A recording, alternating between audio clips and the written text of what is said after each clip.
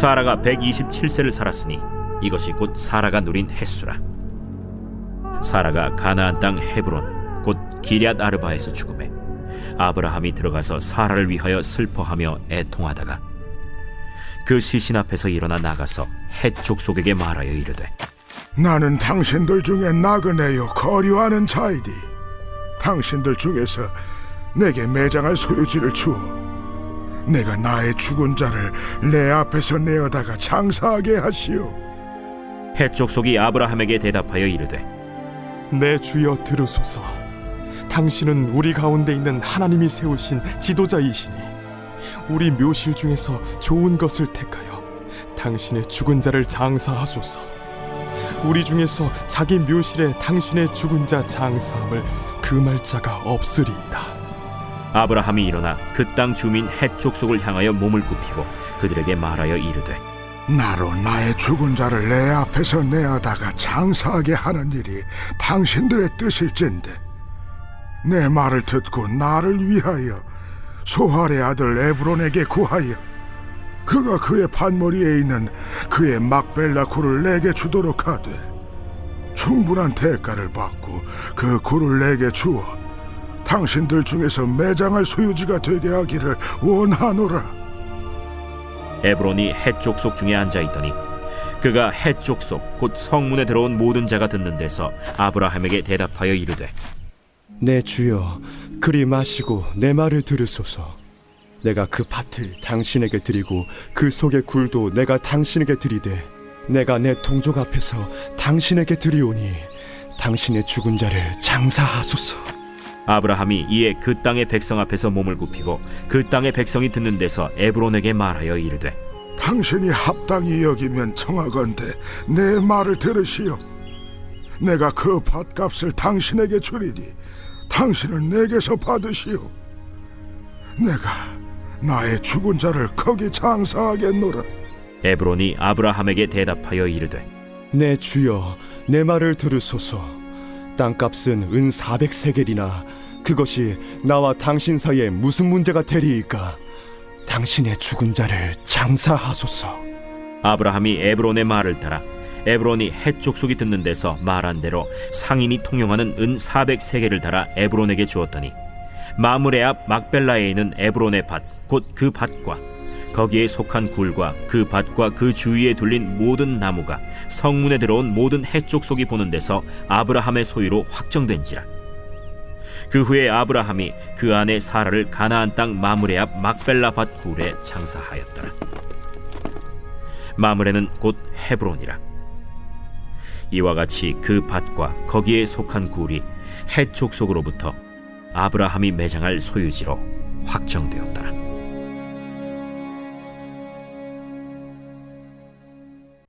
할렐루야. 온라인 말씀 묵상의 자리에 함께 하신 여러분 주님의 이름으로 환영하고 축복합니다. 오늘 하루도 말씀에 이끌려 형통한 길 걸어가시기를 축복합니다. 오늘 본문은 아브라함의 아내 사라가 죽은 뒤 아브라함이 사라의 매장지를 구하는 과정을 기록하고 있습니다. 이 본문의 메시지를 찾기 위해서 특징적인 것들을 살펴보면요, 먼저 매장지를 구하는 이야기가 상당히 자세하고 분량이 많다는 겁니다. 분량이 많은 이유는 아브라함이 땅을 소유하는 과정에 본래 땅 주인인 헷 족속과 아브라함 사이에 몇 번의 실랑이가 있었는데요, 그 대화 내용을 모두 자세하게 기록해서 보여주고 있기 때문에 그렇습니다. 여러분, 우리도 보통 진지한 대화가 오가거나 실랑이가 오고 가면 그 속에서 그 사람의 진심과 의도를 분명하게 파악할 수 있잖아요. 오늘 본문도 마찬가지입니다. 아브라함과 헷사람 사이의 실랑이를 하는 말씀 속에서 오늘 본문에서 말씀하시고자 하시는 메시지를 찾을 수가 있는 겁니다. 먼저 아브라함이 매장지를 구하기 위해서 헷 족속에게 처음 말하는 4절 말씀을 함께 보시겠습니다. 나는 당신들 중에 나그네요 거류하는 자이니 당신들 중에서 내게 매장할 소유지를 주어 내가 나의 죽은 자를 내 앞에서 내어다가 장사하게 하시오. 아멘. 이 말씀 속에서 아브라함은 자신이 나그네고 거류하는 자라고 말합니다. 그는 언제든 이 땅을 떠날 수 있는 상태로 있다는 것을 말하는 겁니다. 동시에 나그네이기 때문에 그의 아내를 매장할 적당한 소유도 없는 상태인 것이죠. 그래서 그의 아내 사라 장사할 매장지를 구하고 있는 겁니다.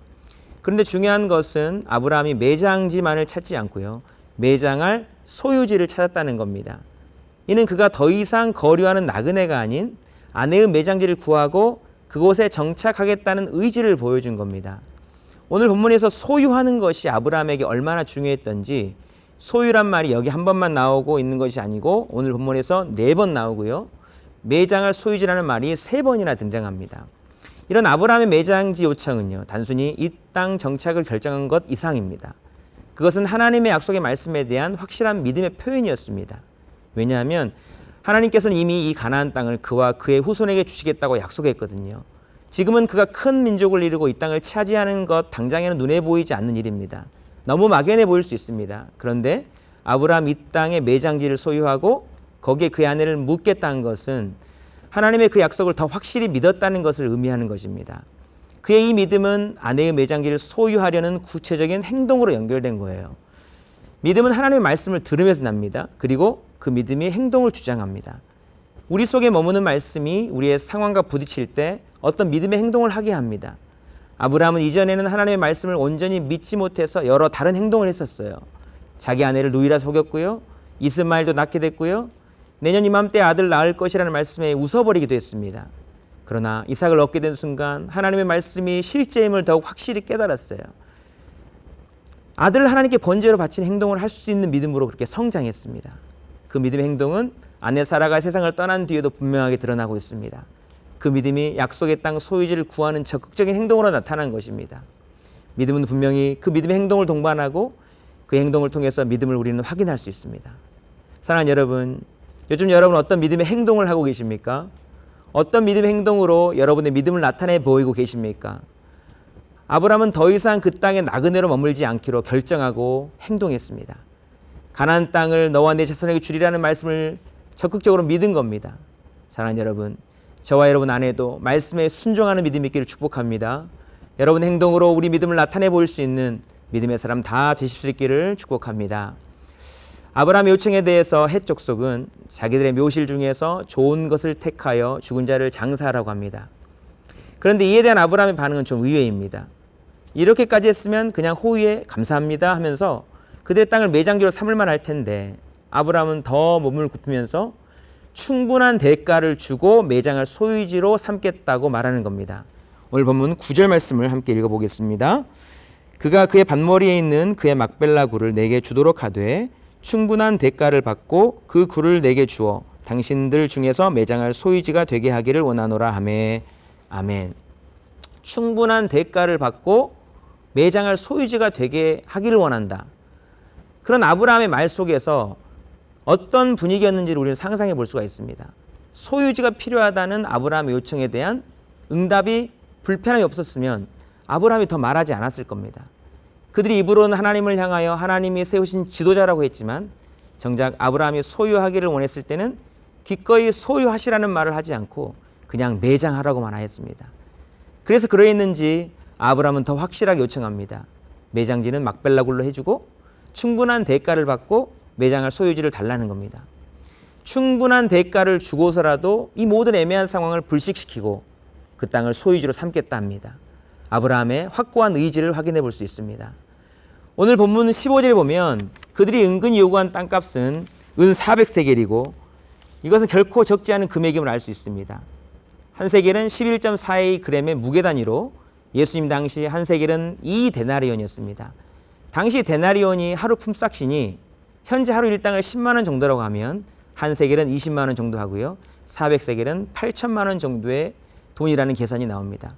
8천만 원 정도의 적지 않은 비용을 지불하고 막벨라고를 구입한 거예요. 이런 아브라함의 모습을 통해서 알 수 있는 것이 있습니다. 진짜 믿음은 행함의 구체적인 대가 지불이 따라오는구나.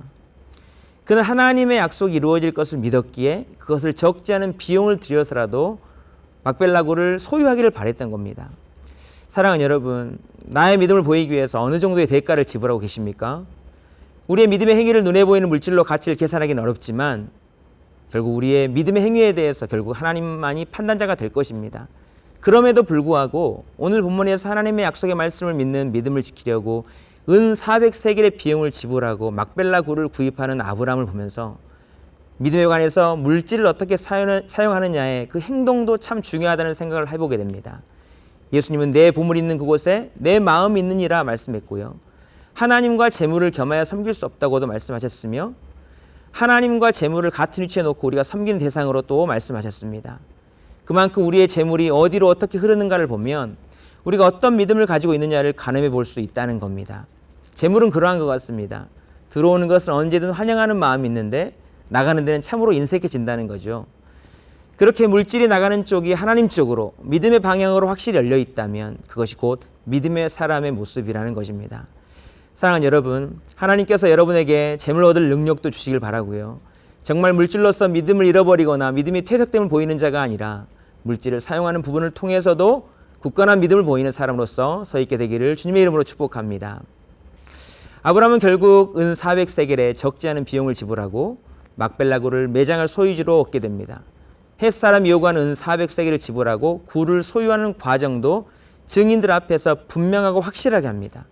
오늘 본문 16절에 보면 아브라함이 헷 족속이 듣는 데서 말한 대로 은 400세겔을 달아준다고 했습니다. 비용을 지불하는 일을 눈으로 보고 확증하는 일을 두고 행한 것이지요. 본문 18절도 보시면요. 성문에 들어오는 모든 헷 족속이 보는 데서 아브라함의 소유로 확정된지라 라고 했습니다. 보통 성경에는 2사람 내지 3사람의 증인만 있으면 증거로 인정받습니다. 그러나 당시 성문에 들어온 모든 헷 족속을 증인으로 하고 그의 믿음을 확실함을 증거받은 셈이 된 거죠. 이는 하나님과의 수직적인 관계에서 하나님 앞에서 우리 믿음을 인정받는 것도 중요하지만 수평적인 사람에게서도 믿음의 증거를 갖는 것이 중요하다는 것을 보여준 것입니다. 헷 족속의 땅을 사람 매장을 소유지로 삼으려는 것, 그 매장지에 400세겔의 은까지 기꺼이 지불하는 것, 하나님의 약속에 대한 그의 믿음과 신뢰가 어떠한지를 보여주는 행동이었습니다. 또한 시간이 지나도 사람들에 의해서도 하나님의 약속이 방해받지 않기를 바라며 그는 그 땅의 모든 족속을 증인 삼아 그 소유를 확정한 것입니다. 사랑하는 여러분, 우리가 하나님께 우리의 믿음에 대해 인정받는 것이 참 중요합니다. 그러나 사람 앞에서도 인정을 받아야 됩니다. 왜냐하면 하나님 앞에서 인정된 믿음이란 결국 사람들에게 선한 영향력들로 미쳐지고 열매 맺어지기 때문에 그렇습니다. 우리는 때로 하나님만 인정하시면 되지라는 생각으로 주변을 돌아보지 않고 신앙생활을 하는 경우들이 많이 있습니다. 정말 그가 하나님께 인정받을 만한 믿음이라면 사람에게도 인정받을 수밖에 없는 겁니다. 왜냐하면 십자가가 수직축과 수평축이 만나 이루어지는 것처럼 수직적인 하나님 사랑은 수평적인 이웃사랑과 긴밀하게 연결되어 있기 때문에 그렇습니다.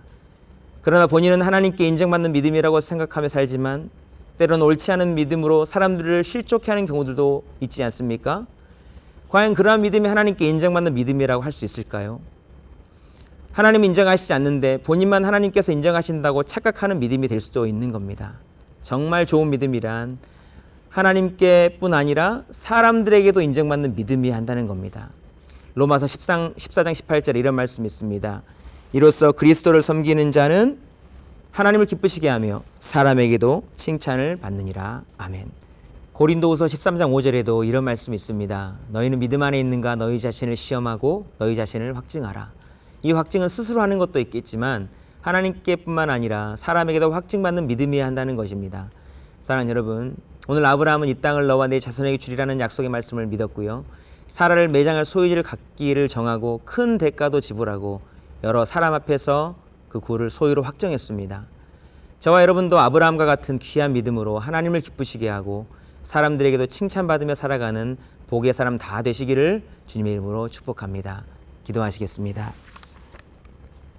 하나님 아버지, 우리에게도 아브라함과 같은 하나님이 기뻐하실 만한 귀한 믿음이 있기를 원합니다. 믿음이 우리 속에만 머물러 있는 것이 아니고 우리의 삶으로, 우리의 실제적인 삶의 행동으로 증명되는 삶을 살게 하여 주옵소서. 아브라함은 이 땅을 너와 내 자손에게 주리라 했던 약속의 말씀을 믿었고 큰 대가를 지불하고 막벨라굴을 소유하였습니다.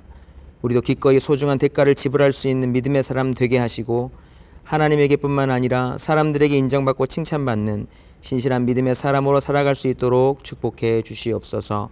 감사드리며 예수님의 이름으로 기도드리옵나이다. 아멘.